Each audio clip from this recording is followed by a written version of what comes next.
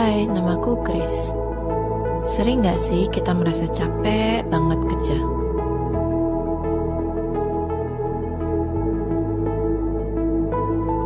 Banyak deadline yang harus diselesaikan.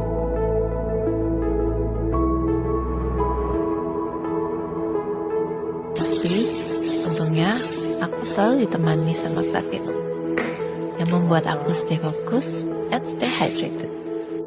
Jadi, minum di mana saja, kapan saja, aku minumnya air Platinum. Air minum asli Kalimantan.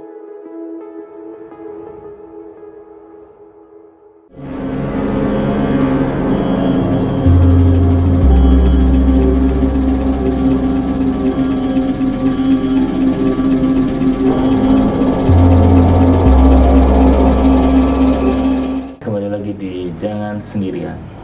Di episode kali ini kita kedatangan oleh narasumber yang dimana dia akan menceritakan masa mistisnya semasa dia pacaran dengan istrinya, yang dimana dia akan menceritakan di episode kali ini. Jangan berlama-lama, kita langsung aja ke narasumbernya, ke Mas Upan. Halo Mas Upan. Halo Mas Ega. Mungkin boleh kita ceritakan semasa hal-hal mistis yang boleh akan diceritakan di episode kali ini. Saya itu memiliki pasangan yang saat ini sudah hidup bersama saya, sudah jadi istri. Dan cerita horor ini bermula ketika saya dan istri itu waktu awal-awal pertama kali bertemu dan coba untuk pendekatan lah. Dan akhirnya kami pun pacaran. Selang beberapa waktu, akhirnya saya tahu ternyata pasangan saya ini dia itu memiliki seperti gangguan-gangguan mistis lah, supranatural seperti itu. Dia itu posisinya saat lagi tertekan atau dalam posisi sedang marah dan tidak terkontrol, biasanya dia akan berubah wataknya, bahkan perilakunya seketika berubah. Ada satu momen di mana waktu itu kami di kantor, dia itu sepertinya lagi tertekan, dan kami bersama rekan-rekan yang lain tidak tahu dia itu sedang apa atau bagaimana. Dia ada di meja kerjanya dan tiba-tiba dia itu kayak nangis, terus tiba-tiba juga ketawa. Bahkan hal yang membuat kami di kantor itu sempat bergidik, bulu merinding gitu kan. Ekspresi mukanya sempat berubah. Berubah seperti apa tuh kalau? Dia itu saat kayak makhluk mungkin sedang merasuki dia tuh ekspresi wajahnya kayak anak kecil. Mulutnya dia moncong-moncongin dan dia tidak bisa berbicara dengan jelas. Perilakunya bahkan menyerupai anak kecil saat itu. Betul. Kalau boleh tahu itu waktu kejadian itu berapa lama durasinya, dan kalau boleh tahu siapa itu yang mungkin menyembuhkan pasangan? Waktu itu karena masih awam, otomatis kami di kantor menghubungi pihak keluarganya untuk coba mendatangi beliau. Untuk diketahui apa penyebabnya. Karena jujur dari kondisi yang kita lihat bersama, ini bukan gejala medis jatuhnya kan. Makanya dari itu seketika setelah kita hubungi pihak keluarga dari pasangan saya itu, mereka datang dan akhirnya di situ baru kami tahu, dan saya pun baru tahu ternyata memang dia berdasarkan cerita dari keluarganya, dia itu adalah sosok yang menjaganya. Turun-temurun berarti? Kalau untuk hal itu belum bisa saya dapat info pasti apakah itu turun-temurun atau bagaimana. Cuman yang pasti dari pihak keluarganya waktu itu kebetulan bapaknya ya yang menginfokan bahwa memang pasangan saya ini ada yang jaga, dan yang jaga itu dia itu berupa kayak sosok anak kecil kisaran umurnya itu sekitar 7-8 tahun. Dan dia itu wanita. Seperti itu. Seperti itu. Dari kejadian itu sudah pacaran dengan Mas Upannya? Dari kejadian itu saya baru dekat. Oh, baru dekat PDKT. Betul. Habis dari kejadian itu mungkin ada satu momen lagi yang di saat emang sudah punya hubungan dengan pasangan itu dan itu mungkin terjadi lagi gitu? Oh ya, sepengingatan saya pernah ada satu momen hal ini terulang kembali. Dan di saat itu kejadiannya tepat ada di depan rumah saya. Singkat cerita, di saat itu yang men-trigger pasangan saya sampai dia kembali terjadi kerasukan seperti itu, ada sebuah problem yang terjadi di antara kami dan kebetulan kejadiannya itu ada di depan rumah saya. Singkat cerita, dia kembali lagi dengan keadaannya seperti itu. Jujur, waktu itu saya panik. Saya coba untuk tenangin dia, tapi nggak works, nggak bekerja. Saya sudah coba bagaimana caranya untuk bisa menenangkan dia. Tapi memang waktu itu saya nggak bisa buat tenangin pasangan saya. Dalam kondisi dengan kesurupan itu? Betul. Dan ketika kejadian itu, syukurnya orang tua saya itu ada di rumah. Dan dia menyuruh saya untuk mengajak pasangan saya untuk masuk ke dalam rumah. Dan ibu saya itu dialah yang membantu pasangan saya untuk pulih dari keadaannya tersebut. Seperti itu Mas Ega. Dari kejadian itu mungkin ada sempat terfikirkan gitu, entah itu dari Mas Upan atau mungkin dari pasangan Mas Upan itu kayaknya aku pengen menyelesaikan deh dari mencoba mengobati dengan hal mistis, hal medis atau segala macam. Mungkin ada sempat kepikiran? Jujur waktu itu dari aku sendiri belum ada kesempatan berpikir untuk coba bawa dia ke jalur medis ataupun non medis, karena menurutku sebenarnya apa yang terjadi pada istriku ini atau pasanganku ini, dia itu hanya di saat emosinya yang tidak bisa terkontrol. Jadi dari aku sendiri untuk mencegahnya otomatis ya bagaimana caranya ketika dia emosi atau apa sebelum itu memuncak, saya coba tenangin dulu. Dan misalnya memang akhirnya emosinya tidak bisa terbendung lagi dan hal itu terulang lagi, ada sedikit pesan atau ilmu yang diberikan kepada orang tua saya kepada saya, yang akhirnya pernah suatu kejadian momen di saat kami lagi jalan-jalan berdua di atas motor. Kejadiannya waktu itu malam ya Mas Ega, kurang lebih sekitar jam 10 malam. Terjadi lagi, ya namanya kita pasangan pasti ada ributnya ya. Betul. Dan di saat itu mungkin emosi saya lepas kontrol, menimbulkan respon berlebih juga terhadap pasangan saya waktu itu. Dan jujur di saat itu hal itu terulang kembali dan saya belum siap, karena kejadian itu berlangsung ketika kami sedang berboncengan di atas motor. Bisa Mas Ega bayangkan, aku waktu itu belum siap dengan respon yang akan diberikan oleh pasanganku ini. Dan ditambah lagi kejadian ini di saat kami sedang mengendarai kendaraan bermotor. Double paniknya. Karena dengan posisi dia yang seperti itu, jujur, bagaimana caranya untuk bisa maksudnya mengawasi dia dari pergerakannya di atas motor gitu kan. Akhirnya di situ saya ingat kembali pesan dari ibu saya. Saya coba cari tempat yang agak aman dan saya stop di situ. Dari atas motor saya turun, saya coba bacakan ayat kursi. Saya tiupkan ke ubun-ubun kepala istriku, pasangan saya waktu itu. Dan saya coba tenangin dia, hingga akhirnya kondisi dia perlahan-lahan membaik. pada saat momen itu mungkin ada orang lain yang merasa kayak ada apa nih dengan dua pasangan ini di jalan Oh tentu Mas Yoga. untuk membantu gitu? Tentu. Waktu kejadian itu ada beberapa warga lah yang mungkin sedang berjalan terus melihat kejadian kami, mungkin mereka bertanya-tanya ada apa ini.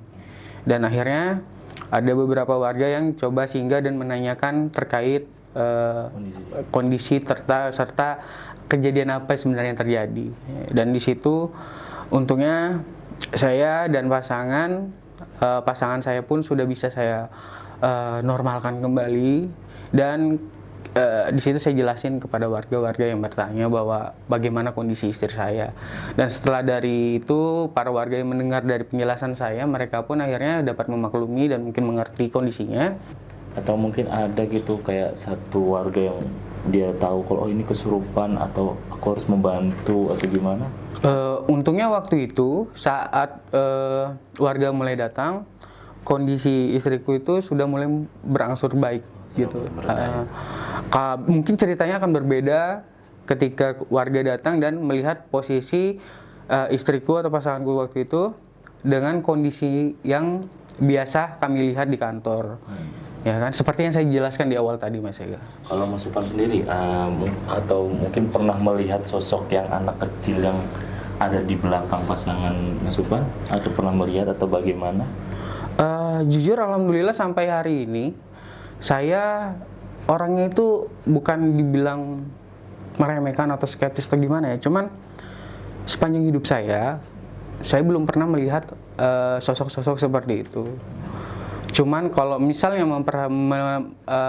melihat orang yang dalam keadaan seperti itu, ya mungkin sering. Tapi kalau misalnya mata kepala saya lihat langsung, sosoknya, bentuknya atau seperti apa, saya belum pernah. Jadi untuk kejadian ini semasa pacaran sebelum menikah ya? Iya. Kejadian itu apakah rutin semasa pacaran atau ada momen-momen berjarak gitu dari kesurupan sekian terus kesekiannya itu bagaimana?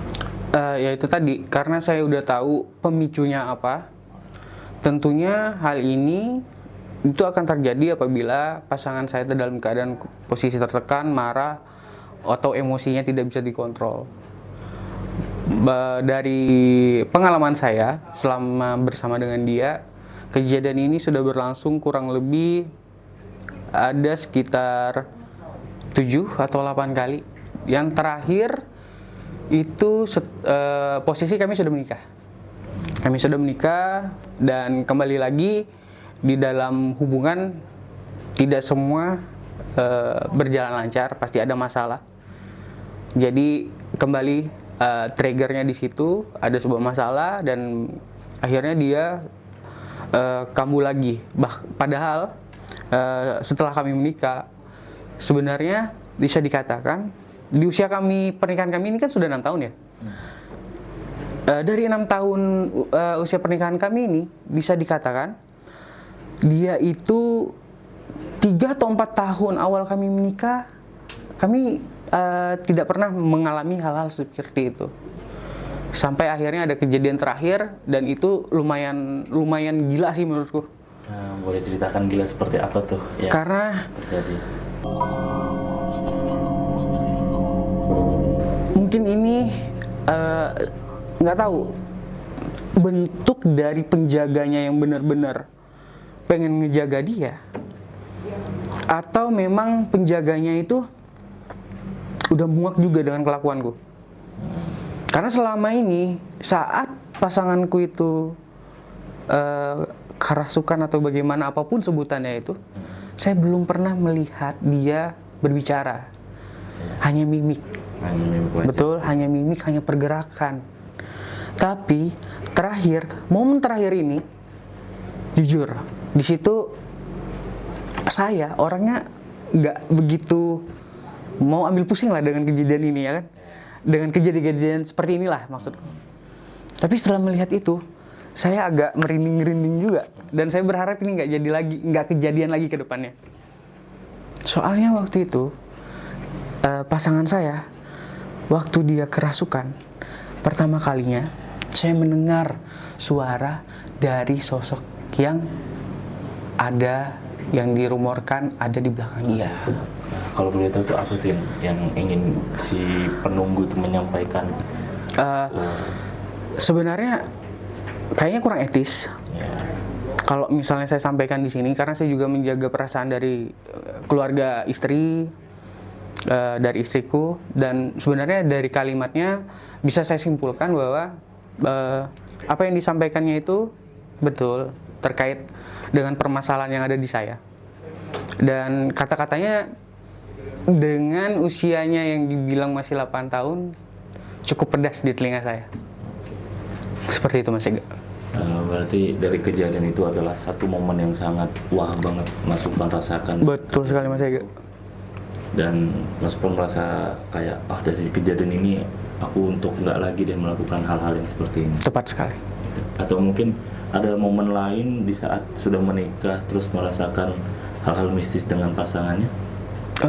Sejauh ini sih kalau hal-hal mistis selain dari yang saya tahu dengan istri saya ya, mungkin waktu kami pulang ke kampung istri itu saya ngerasa orang seperti saya yang skeptis pas sampai di kampung pasangan saya kok ngerasa kayak banyak banget gitu yang ngeliatin.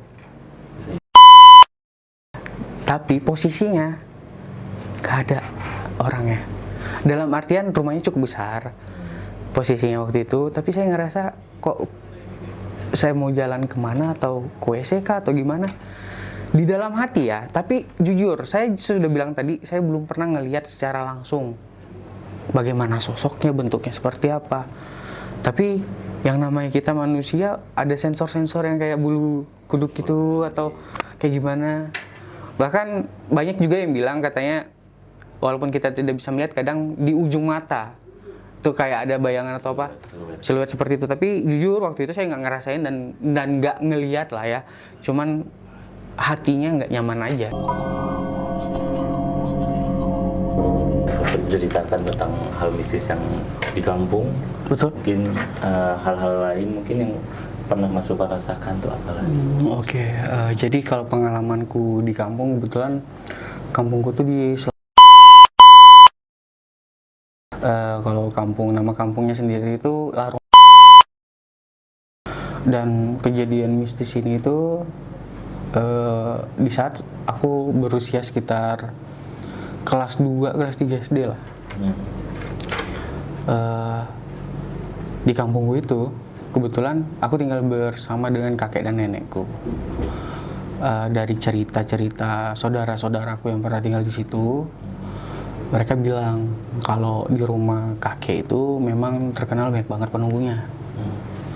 Dari mulai hantu wanita yang tidak berkepala, siluman jadi-jadian, pokoknya banyak lah yang ada di dalam rumah kakekku itu. Nah, dari kejadian itu mungkin ada hal yang Mas Supran pernah ngelihat dengan tidak sengajanya, atau mungkin Mas Supran merasa terganggu dengan hal itu, mungkin ada satu momennya.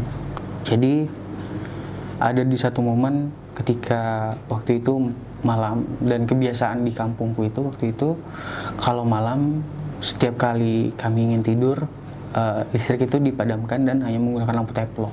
Lampu teplok.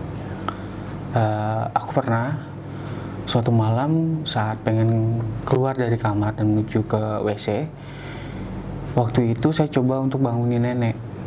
Karena jujur di usia sekecil itu gak berani kalau misalnya harus ke WC itu sendirian. Jadi konteksnya di sini rumahnya itu rumah panggung, Mas Ega.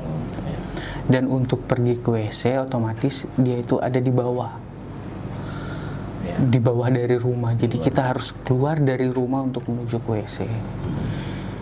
Dan situasinya cukup bisa dibilang untuk anak seusia aku waktu itu ya menakutkan. Karena kita harus keluar dari rumah utama menuju ke WC, ya kan? Waktu itu kebetulan nenekku ku coba bangunin, tapi mungkin karena beliau terlalu lelah, beliau nggak merespon dan aku udah nggak tahan lagi. Akhirnya ya sudah, aku beranikan diri untuk coba ke WC itu sendirian dengan membawa lampu teplok, ya kan. Nah, perjalananku dari rumah menuju ke WC di situ jujur rasanya kayak udah uji nyali,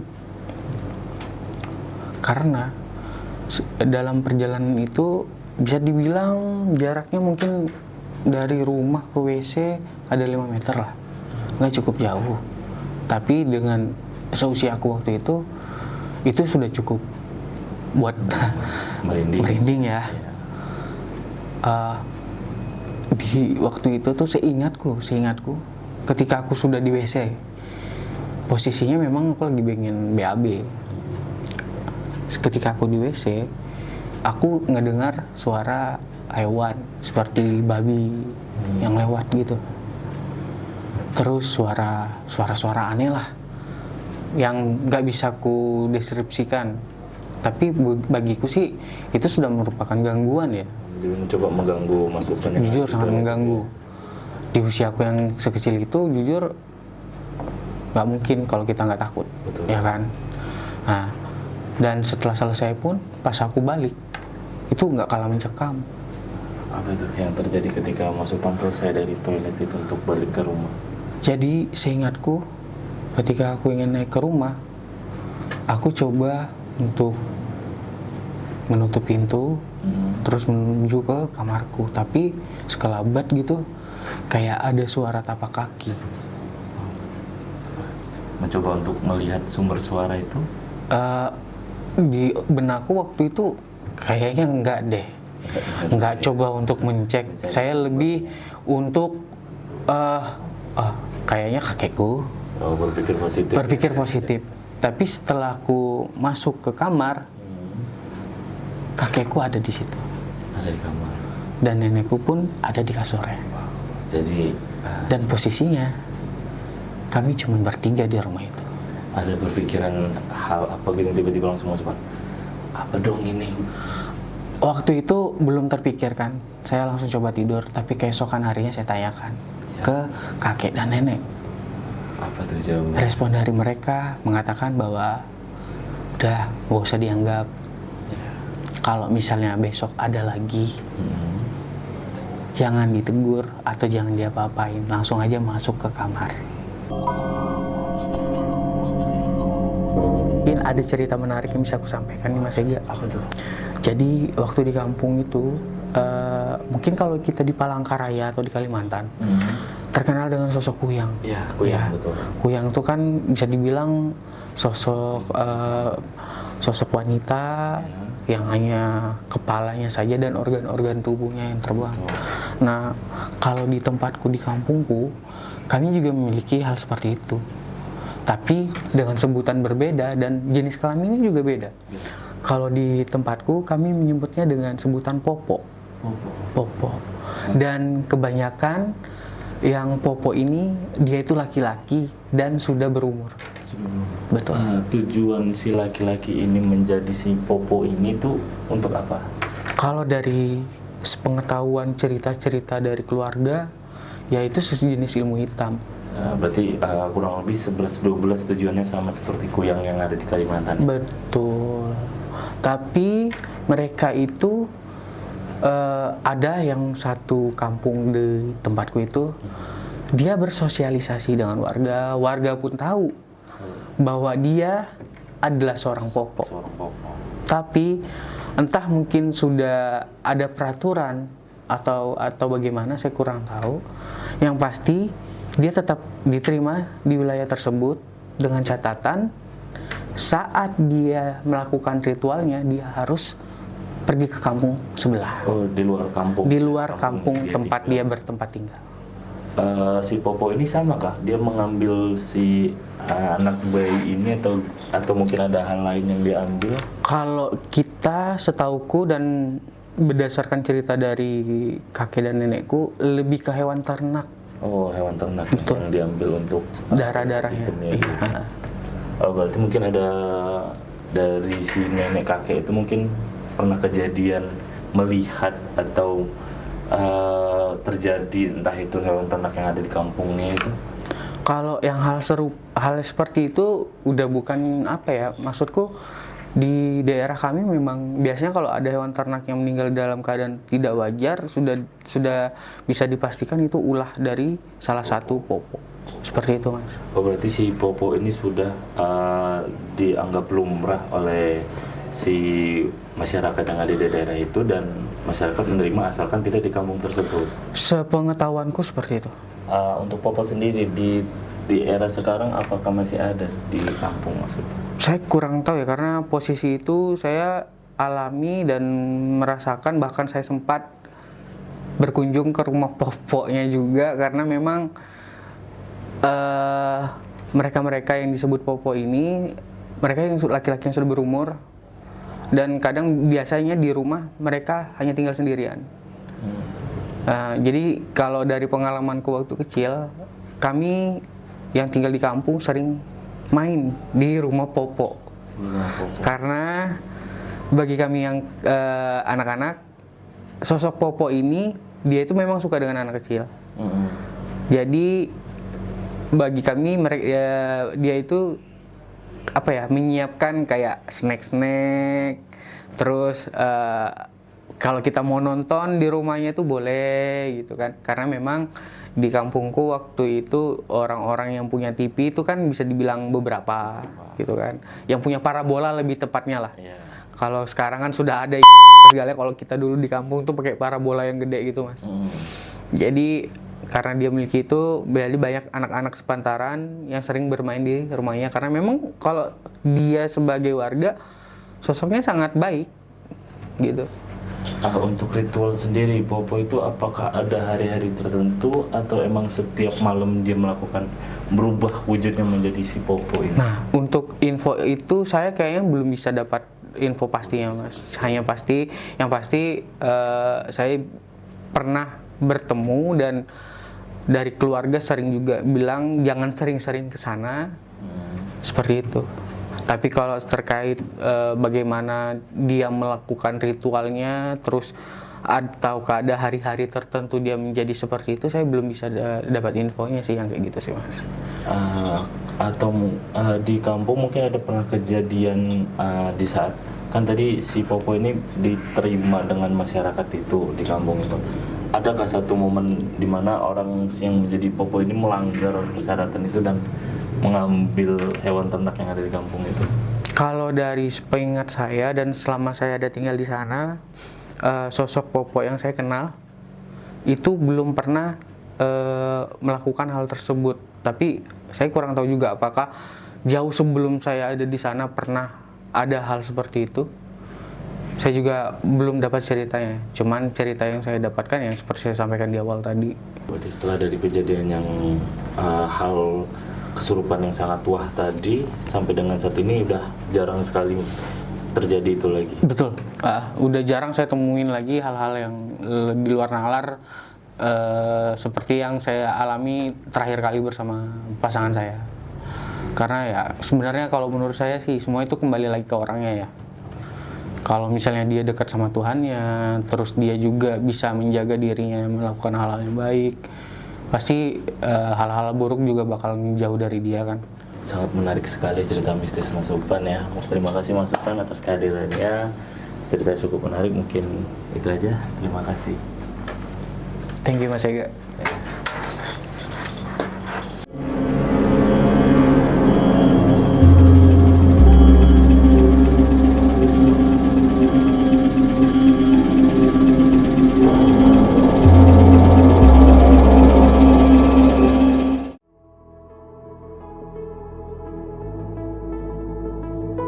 Hai, namaku Grace. Sering gak sih kita merasa capek banget kerja?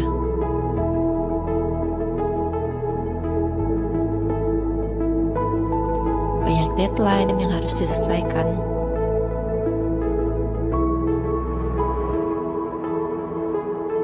Tapi, untungnya aku selalu ditemani sama Platinum yang membuat aku stay fokus and stay hydrated.